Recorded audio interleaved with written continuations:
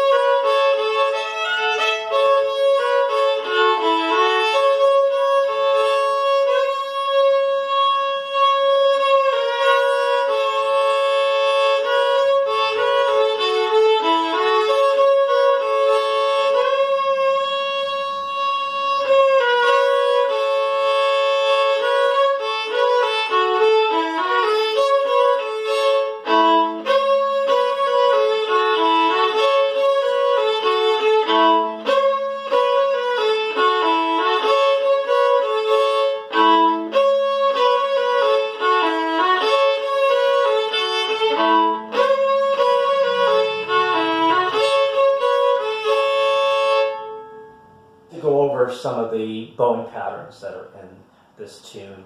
So the beginning of the tune, I like to do a Nashville shuffle. So what the Nashville shuffle is, if we were just to play the basic pattern,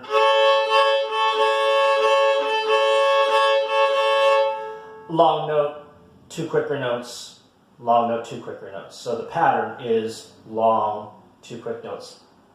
And then strung together, it becomes long, two quick, long, two quick notes. Those two quick notes, those two quicker notes, I like to call them lazy. That's how we get a nice swing with it. So I like to call that Nashville shuffle pattern long, lazy, long, lazy, long, lazy.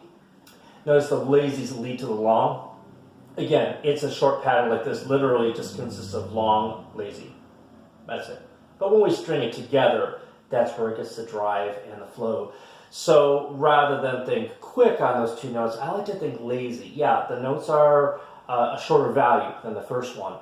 But if we think lazy on them rather than quick, we get a nice swing with this. So long, lazy, long, lazy, long, lazy. That's where your swing's coming from. If we play those all equal,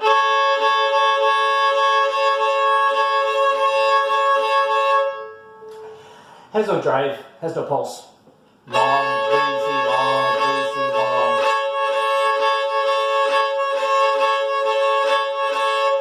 There you build the momentum and you hear a pulse there and a nice swing.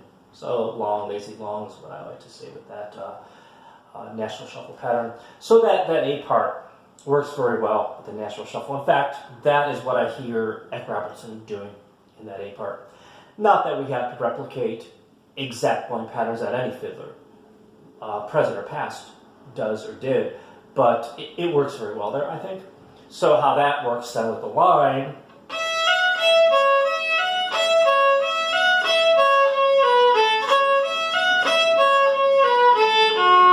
and then there it changes a little bit.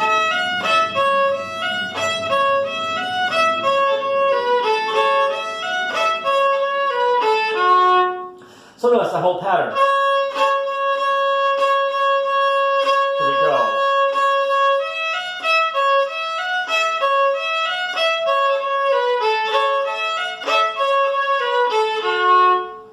And then I stop there because the next bowing pattern I'm doing there is, again, the numbers refer to how many notes per bow stroke. And it's a 3-1. 1, 2, 3, 1. And I'm using drones there. Calico, it's all open and beautifully ringing. So yeah, very, very good to use a lot of drums in there. I'll add the drone with that first part with the shuffle now, so you can hear the drone, so that you have the notes.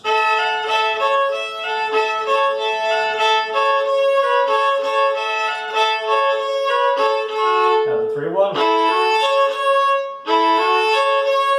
And then that last bit, the last bit is a 1-2, or what I call a snap. 1-1-2, 1-1-2. Call it a snap.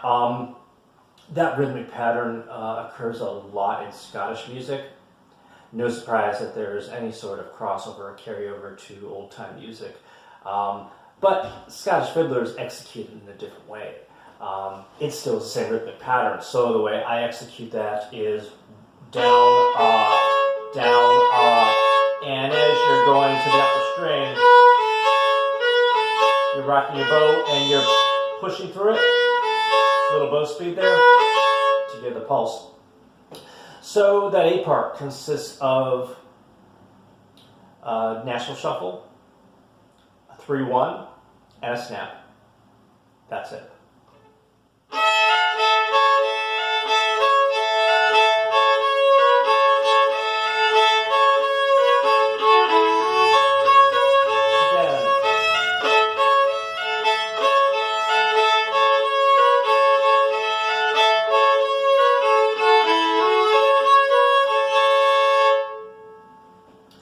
So moving on to the B part.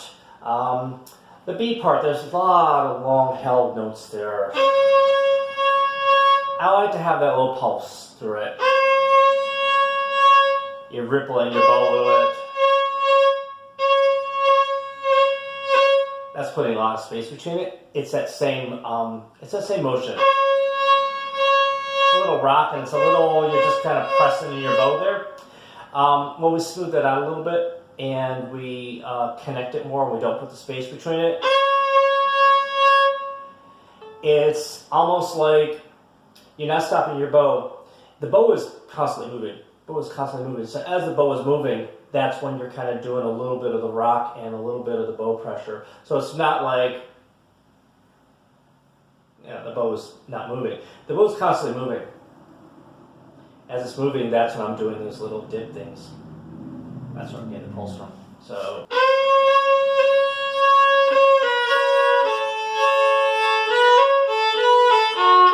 And then here's a 3-1 with the snap again.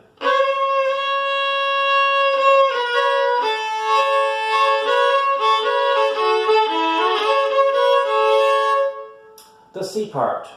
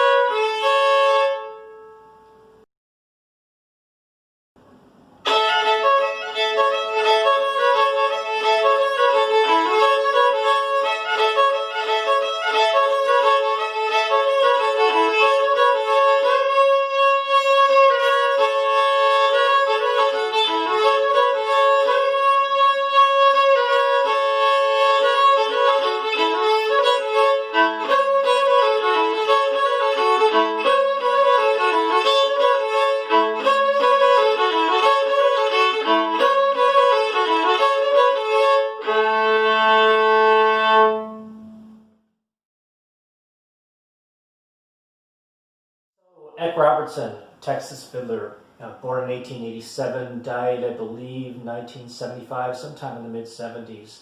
This version of Lost Indian is interesting because it is very similar to other tunes known by other names, which, well, really shouldn't be any surprise in old-time music. Notably similar to Sandy River and J.P. Fraley's version of Going Down the River. It's also very similar to a tune that the Collins family played that is notated in Marion Thedy's Fiddle book, known as Little Dutch Girl. It's not the same tune at all as what people call Little Dutch Girl these days. The Little Dutch Girl people play now actually was known as Liza Jane. It was a tune of the Liza Jane family back at least in the 1930s, probably before. You know, things change, names change, tunes migrate, people go to different places and call things different names, but you can definitely see the relationships between these tunes. So Eck Robertson was tuned low, like I often like to do. And he was actually tuned to very close of what we say is a 415A, which is what I do quite often. It's about a half step below a regular A, an A that most people use now, what we call a 440A. I hope you enjoyed that lesson of Eck Robertson's Lost Indian. Be sure to subscribe to my YouTube channel and click on the bell icon so you receive notifications for new videos. Also join my Patreon and Old Time Tune of the Week group on Facebook. I also give remote workshops through Facebook, and I teach private lessons through Skype. So if you're interested in any of this, please send me an email for more information. Thanks.